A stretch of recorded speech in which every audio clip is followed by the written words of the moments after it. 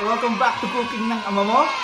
Kamusta naman kayo? Ano ng balita sa inyo? Ako, wala na naman tayong magawa, so magluluto na lang tayo. And itong dish na lulutuin ko sa inyo ngayon is, alam kong saktong-sakto para sa Sabado nyo. Kasi itong dish na to, masarap kainin kasama ng Tantanan Red Horse. But bago yan, ito muna, syempre.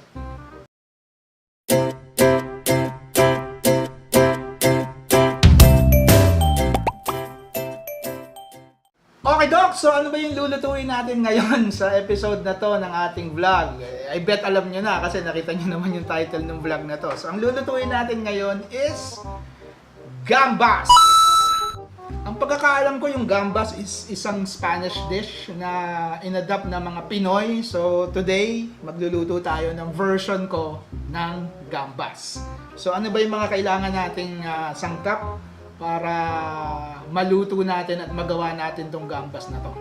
Syempre, yung unang-unang kailangan natin is yung hipon. So tinanggalan ko na ng balat yan. Tinanggalan ko na rin ng ulo. Kasi hipon, ganda lang yung katawan.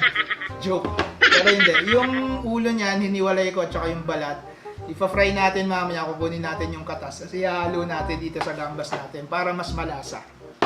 So apart from the shrimp, syempre meron tayong mga basic like yung sibuyas. Dapat to sibuyas Tagalog, pero wala akong sibuyas Tagalog. So ito na lang, sibuyas na pula na lang ang gagamitin ko. Kailangan rin ng garlic or ng bawang. Meron rin tayong bell pepper. Meron din tayong siling haba, of course. Meron din tayong kalamansi, pambabad natin. Siyempre, pag may kalamansi, may toyo. Kailangan rin natin ng tomato paste. Pwede rin tomato sauce. Pwede rin, kung gusto nyo, is yung fresh tomato. I-blender nyo, pwede rin yun. Pero ako tomato paste lang yung meron ako ngayon, kaya ito ang isasama natin sa gambas natin. Cayenne pepper para may konting tamis at anghang yung gambas natin. Of course, meron tayong salt. Meron rin tayong brown sugar. And nakalimutan ko, meron din tayo dapat paminta. Alright, so simulan na natin lutuin yung gambas natin. Pero wait lang! Wait lang. Huwag tayong atat kasi hindi ako mapakali. Alam ko may kulang. So may nakalimutan nga ako. Tama. So kailangan rin natin ng butter. Okay, para mas sumarap yung gambas natin. So ayan na. Ito totoo na to. Lutuin na natin yung gambas.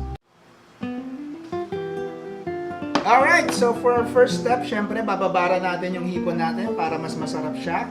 So lagyan natin siya ng kalamansi. Meron akong 5 pieces na kalamansi kanina. Pinisa ako, tapos kinuha ko yung katas. So lalagay natin siya dyan. And then syempre kailangan rin natin ng toyo. So siguro mga 1/4 lang nitong shot glass na to. Dagdagan pa natin ng konti. A little bit more than 1/4. Tantiameter lang tayo. So hindi kasi ako talaga nagsusukat pag nagluluto ako. So lalagyan rin natin siya ng ground pepper or pamintang buo. Konting asin.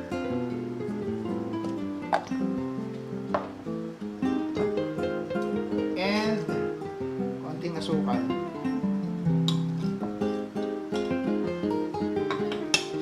Lang natin yan.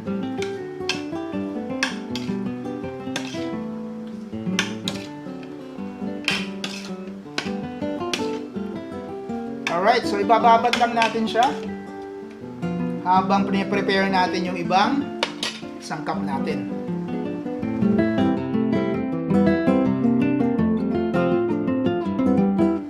Okay, so let's start the cooking process. Ang una-una nating gagawin, syempre, is painit ng mantika. Okay, hintayin lang natin uminit. ating oil. Okay, syempre pag mainit na yung mantika natin, remember, di ba meron tayong mga tira-tirang shrimp skin at saka yung head.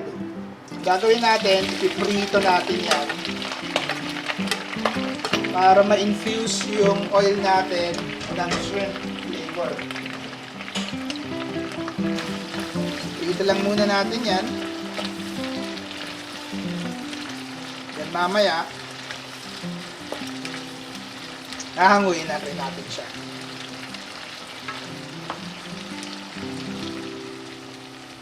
So there, pagka alam na natin kumatas na yung shrimp dun sa mantika natin, pwede na natin siyang hanguin. At simulang iprito yung sibuyas natin. So, prito na natin yung sibuyas natin. Tapos tayo ng konting heat. Dagdag tayo ng konting oil.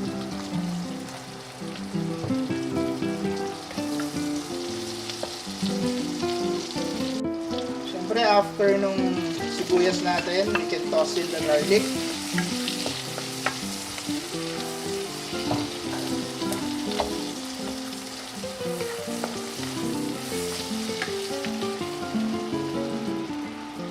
Then, pwede na tayong maglagay ng butter. So again, pag may butter tayo, hinaan lang natin yung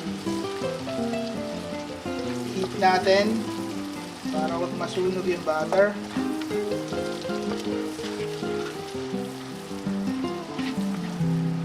So hindi ko siya sinisimulan ng butter agad kasi pagka ganun yung ginawa natin, masusunog eh. So nagsisimulaan talaga ako ng oil muna. And then after nung oil, pag nagisa ko na yung sibuyas at saka yung bawang, saka ako naglalagay ng butter. So at this point, pwede na natin ilagay yung shrimp natin.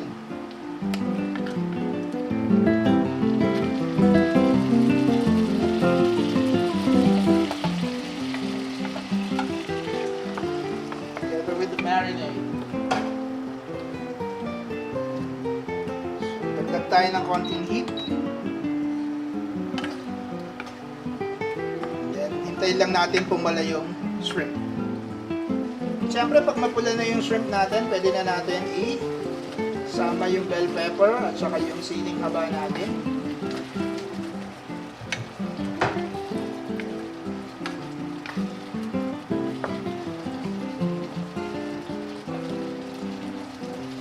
Pwede na rin tayo magdagdag ng cayenne pepper. Sarap yan. Yung gumamit nito, masarap yan.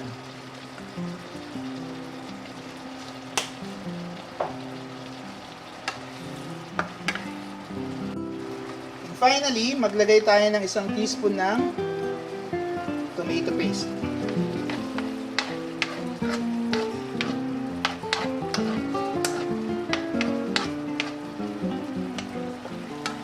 Okay, so that's it.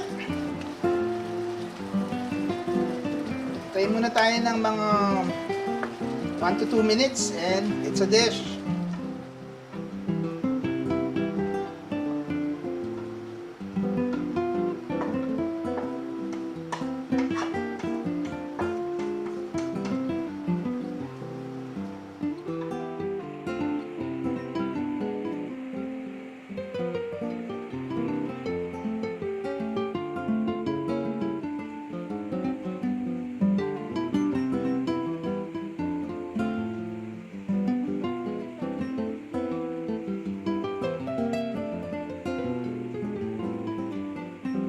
Alright, so ganun lang kasimple magluto ng gambas, mga paps. Tingnan nyo naman kung gaano kasarap yan. Alright, so bakit hindi nyo subukan? And then comment down below para malaman ko kung nagustuhan nyo yung recipe. Okay? Sarap nito sa Red Horse, oh. The best! Anyway, nakatapos na naman tayo ng isang vlog. Thank you for watching. Always remember, good food, good people, good times. Spread the love!